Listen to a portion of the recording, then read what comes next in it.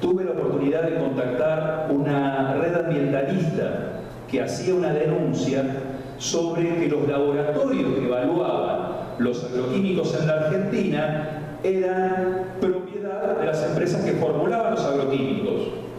A esa denuncia uno también tiene que buscar precisamente una cuestión, bueno, ¿de dónde lo sacaron, no? Entonces, esta red me llega con una carta firmada por el secretario de Agricultura, en la cual le dice que no le puede informar qué laboratorios evalúan los agroquímicos porque es secreto y confidencial. Entonces, si es secreto y confidencial y está el dato precisamente que los laboratorios, buena parte de los laboratorios que evalúan pertenecen a las empresas, bueno, en muchos casos un evento puede caer en manos de laboratorios de esas empresas, ¿sí? Tercer punto, la expansión del capital financiero imperialista en los distintos segmentos y sectores de la economía y empresas que tradicionalmente, antiguamente, uno podía definir como empresas locales. Yo defino precisamente que lo que hay es una asociación subordinada del empresariado local de los países dependientes con el capital transnacional. Y esto coloca un elemento también de discusión, porque pulveriza la base material del empresariado llamado nacional o llamado de burguesía nacional. Lo pulveriza. ¿Por qué? Porque está asociado, está articulado totalmente con el capital transnacional. ¿Y cómo se produce esto? Distintos procesos de asociación, transferencia tecnológica, pero también a través de los fondos de inversión. Yo tomo varias empresas en los cuales entre el 30 y el 60% del paquete accionario está en manos de fondos de inversión anglo-estadounidense. Entonces, este elemento que yo mencionaba como característico de la dinámica capitalista desde principios del siglo XX se ha acentuado y logra colocarse y logra barrer resortes y palancas claves que estaban en manos de capitales nacionales que antiguamente tenían algún grado de forcejeo con ese capital transnacional. El cuarto punto es el punto que refiere a las repercusiones de las disputas interimperialistas en el plano nacional.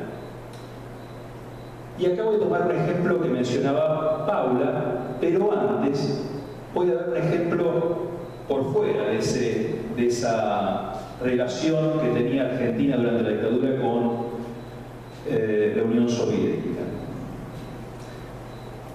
A principios del siglo XX se produce una puja por el mercado frigorífico de la Argentina que se conoce como la Guerra de las Carnes. La Guerra de las Carnes era una puja entre el capital estadounidense y el capital inglés por el mercado argentino.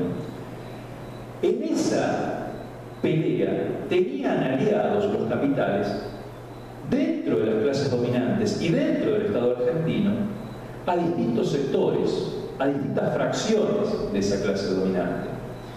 Finalmente, para hacerlo breve, esa guerra termina con el predominio de los frigoríficos estadounidenses en la cadena de las carnes, que después exportaban carne a Gran Bretaña. Por lo tanto, lo que digo es, el capital imperialismo no es una unidad, y esto es en polémica con aquellos que plantean precisamente la existencia de un imperialismo, el estadounidense, y la capacidad de unidad que tendría el capital internacional de articular intereses. No es una unidad, tiene contradicciones que se pueden observar precisamente en los conflictos internacionales, en esa pelea por áreas de disputas y áreas de influencia a escala internacional, tiene peleas por mercado, y en esas peleas también se dirimen localmente, es decir, se dirimen con aliados y articulaciones locales.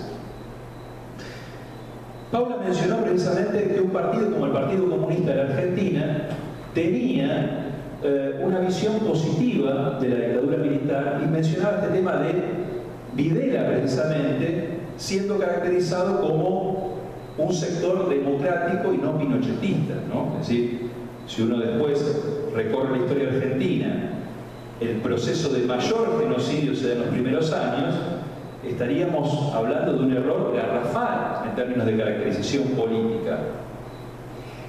¿Con qué tenía que ver precisamente esa caracterización del Partido Comunista? Precisamente en evaluar positivamente las exportaciones que realizaba Argentina a la URSS y al bloque socialista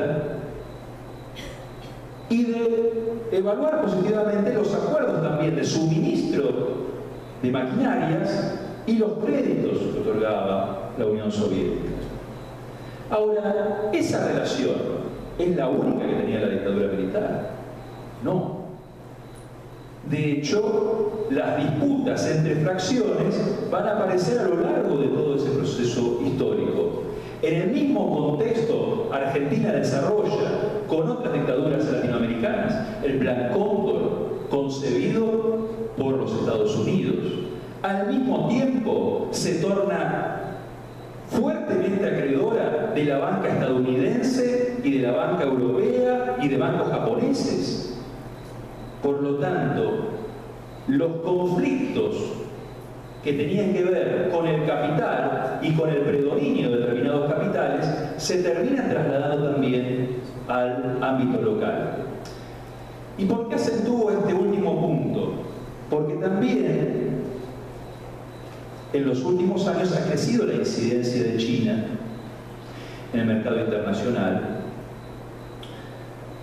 la presencia de China como aliado estratégico, el desarrollo de acuerdos y tratados con la República Popular China. Y esto aparecería como que, bueno, cambió entonces la orientación del Estado argentino o de otros estados latinoamericanos que tienen en China, en algunos casos el primer socio comercial o en otros casos el segundo socio comercial. Y algunos decían con el ascenso del gobierno Macri, ¿no? Que esto no está en el libro, pues no llego a esa parte, pero digo para pensarlo como ejemplo. Bueno, ahora en Argentina mira, se redirige sus relaciones internacionales a Estados Unidos, al TPP, va al Tratado de Libre Comercio con la Unión Europea. Bueno, sí, va a haber una diversificación, puede haber una mayor reorientación y precisamente la gira de Obama por América Latina tiene que ver con este escenario de disputas. La gira de Obama es precisamente para recuperar la incidencia de los Estados Unidos en América Latina. Pero China se mantiene como segundo socio comercial de la Argentina después de Brasil. Pero hay dos cámaras empresariales argentino-chinas. Y hay una enorme expectativa de negocios en esas relaciones, que otra vez digo, de asociación subordinada, no complementarias y no de solidaridad internacional de una potencia diferente. Son relaciones que entran también en una relación de subordinación. No solamente porque es más lo que importa que lo que exporta China, sino por las relaciones de dependencia que se entrelazan en términos de crédito, en términos de transferencia tecnológica, en términos de la instalación de empresas transnacionales chinas en América Latina. China, el capital chino ha comprado en 2014 Midea, que estaba en esas 6 grandes empresas que controlaban el mercado mundial de semillas y de agroquímicos. Y más recientemente ha comprado Syngenta, es decir, ha comprado grandes jugadores del comercio, de los negocios, del agronegocio a escala internacional. Ni hablar de la presencia en minería, en tecnologías que se está presente. Por lo tanto, quiero reforzar eso como el escenario de disputas a pensar y que eso tiene un correlato también para entender la dinámica política de los estados nacionales latinoamericanos y cómo van a establecer las relaciones internacionales a partir de esas definiciones. Entonces, la idea es dejar planteado que entender precisamente estas relaciones del capital transnacional, del capital imperialista, pensar precisamente cuál es su presencia en términos porcentuales, en términos cuantitativos, da un elemento para entender a partir de ese peso económico cómo se van definiendo las relaciones políticas y las relaciones internacionales. Por lo tanto, es una invitación también a pensar relaciones económicas internacionales y desafíos que van a tener nuestros países, desafíos inclusive que hacen al desafío de la integración cuando está extranjerizado y en manos de grandes capitales transnacionales nuestras economías. Nada más.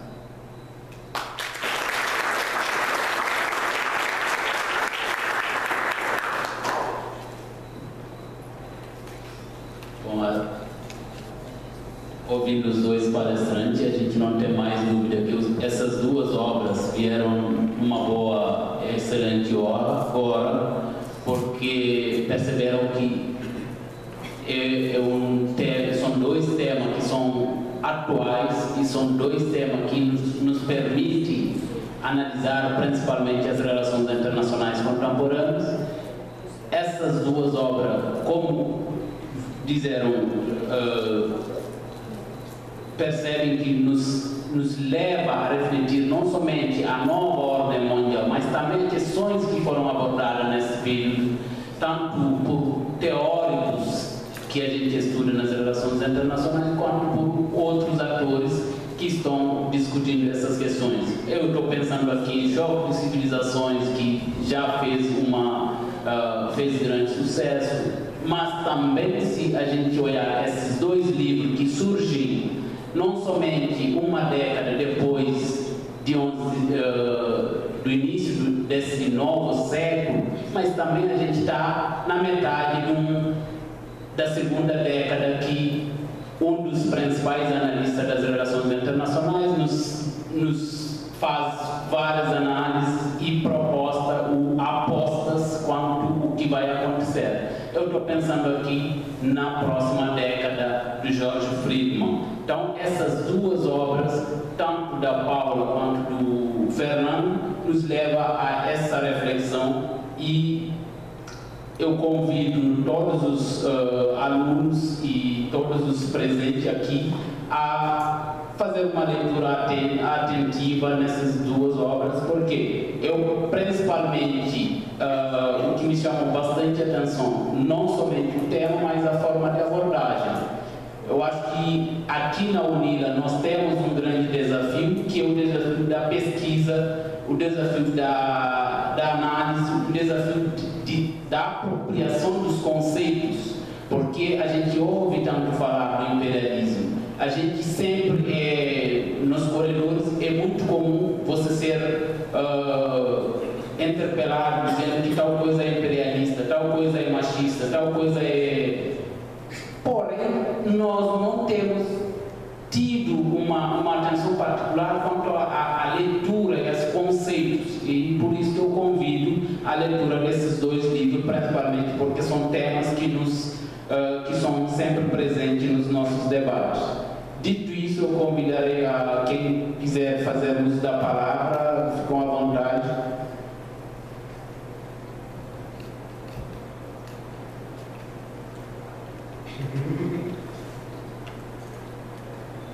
Bom, antes de mais nada, boa noite. Agradecer as exposições dos meus colegas, eu estou, além de muito feliz por esse momento e também muito contente e orgulhoso aí de fazer parte dos mesmos cursos, do mesmo grupo de docentes aí na UNILA do que vocês dois.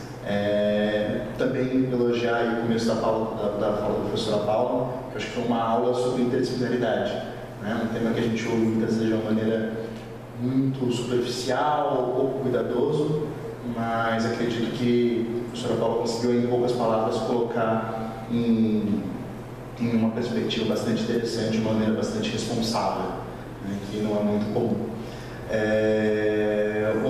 A minha pergunta vai aí, professora Paula, acho que, né, você falou durante a sua fala, né, não li o livro ainda, mas vou ler, prometo. Durante a sua fala sobre a forma como o Partido Comunista Argentino via o governo ditatorial, né? E não como ele via, mas como ele se posicionava em relação, né? Uma diferença aí também, a percepção sobre ele e a forma como ele se posicionou diretamente em relação a esse governo. E você também, no seu trabalho, basicamente trabalha aí, pelo que eu entendi, né, a atuação internacional e a solidariedade deste partido, de parcelas, né, frações desse partido em relação à militância e à luta internacionalista em outros campos da América Latina, em especial na Nicarágua. A minha pergunta é o quanto o Estado argentino sabia dessa atuação internacional do Partido Comunista e qual era a reação dele, qual era a percepção dele em relação a essa atuação internacionalista. Né? Se ele tinha, qual era a visão dele acerca disso e qual era a posição dele. Se chegava a uma certa repressão, uma cooperação com mecanismos de outros países para a repressão, era mais por aí. E também elogiei também a utilização do termo solidariedade, que é um tema bastante polêmico das relações internacionais, e acho que está bem colocado. Obrigado.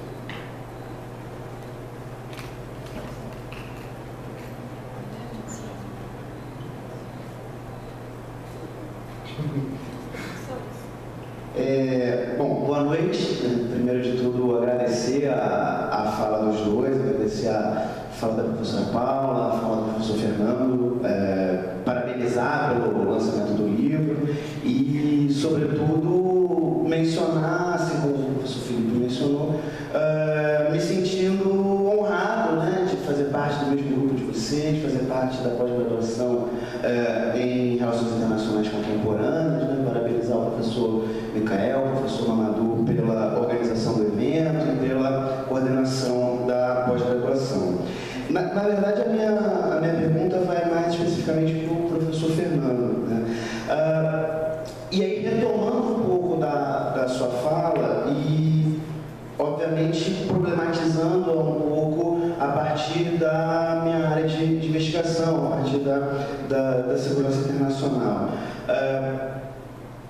Se a gente pega um argumento importante do livro do Lenin, que você mencionou, ele argumenta exatamente que parte significativa da conflitualidade internacional se dá por conta da expansão, né, da disputa interimperialista, por conta da expansão desse capital imperialista no cenário internacional, né, e obviamente como consequência disso a conflitualidade e as guerras no cenário internacional entre estados imperialistas, né.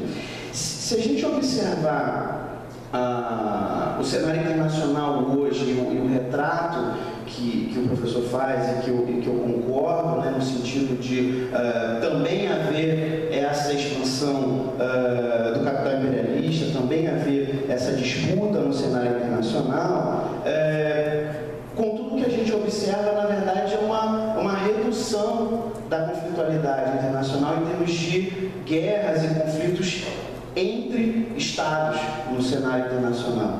E aí a minha pergunta, que não é nem uma pergunta, eu gostaria de ouvi-lo um pouco mais no seguinte sentido, né?